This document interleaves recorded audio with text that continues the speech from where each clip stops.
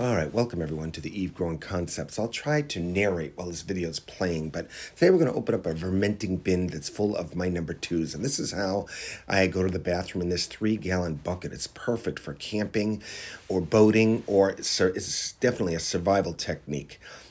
Anybody could do it. This one is designed specifically for me. It's my personal privy. If you want to do it for the lady folks, you probably need a bigger opening than that hole right there. It's so clean because you're going into a carbon rather than covering with a carbon. So we'll talk more about that in other videos. Now notice here how the material has dropped down. Usually I pack it to the very top of that can right there, but it has dropped. And I'm opening this bin a little too early. This could have gone another 2 weeks. And this is what it looks like after you dump it out. Know that the reds eat from inside the roll out. So that's very important on a lot of levels. Now, look at that casting crumb right there. That's all pure castings because, again, the reds eat from the inside the roll to outside the roll. And all I have in here is newspaper, paper bags, my number twos, and I do sprinkle some eggshells for grit. Now, there really isn't too much of an odor right now. For some reason, when it's been processing this long, the smell kind of goes away. So it's not an irritating smell at all. So the bucket to the right here is the one I've been putting. This is a 6-gallon bucket I've been putting my rolls in. Notice that I usually wait till it's totally full, that 6-gallon bucket. But I just wanted to do this video and just to give you a sense of how you can process your number twos anywhere. This is in my basement with no smells at all and no unwanted vermin. So I usually pack the fresher rolls and then put some other rolls around it, and you layer it like a lasagna.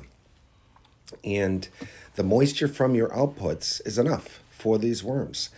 And again, they're eaten from inside out. Each one of those rolls, no doubt, I'll spare you from opening it really up, but there's reds inside each of those rolls. Again, they eat from inside out, and so that is very cool. Now, some may say, well, that's a lot of work to go through all this effort. But when you think of how the work that it takes for our number twos and our outdated sanitation, the way we go in our water supply, and you think of all the engineering, the work that I'm doing, if everybody understood this art, or if most of us understood how to process our own outputs, whether you're doing it in composting like Joseph Jenkins, or you're doing it like I'm doing it, feeding it directly to your red wigglers. The beauty about it is you can put a privy anywhere and everywhere. And again, it's a survival skill of the utmost kind, that you're turning your outputs into an awesome soil amendment. We must remember that red wigglers, like hot and even cold composting, if you leave it long enough, greatly reduce any pathogens. So, and I only have to, this to me doesn't seem, it's more of a joy than it is work for me, because I know that my outputs have value rather than flushing it down into the water supply.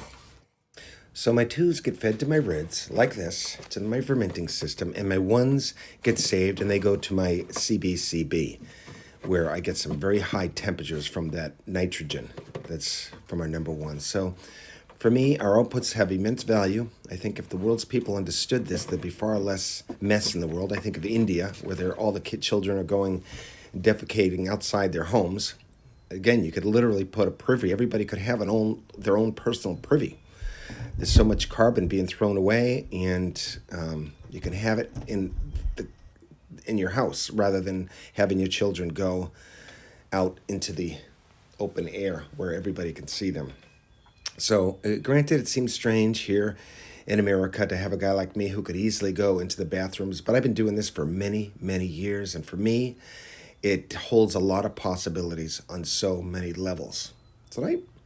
So I'll be doing more videos on this. I know it's a touchy subject, but I think it's a subject that must be said. This is Mark, Eve Growing, over and out. We will most certainly heal this planet, one urban farmer at a time.